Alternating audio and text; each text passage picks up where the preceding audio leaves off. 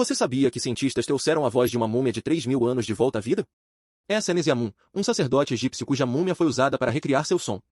Usando tecnologia 3D, eles reconstruíram o aparelho vocal dele e conseguiram gerar um único som, algo que não era ouvido desde o Antigo Egito. Pode parecer simples, mas ouvir esse eco do passado nos conecta diretamente a uma vida que existiu há milênios. É como se ele ainda estivesse tentando se comunicar conosco. Se a voz de uma múmia é possível, quais outros segredos o passado ainda guarda? Inscreva-se para descobrir mais mistérios incríveis.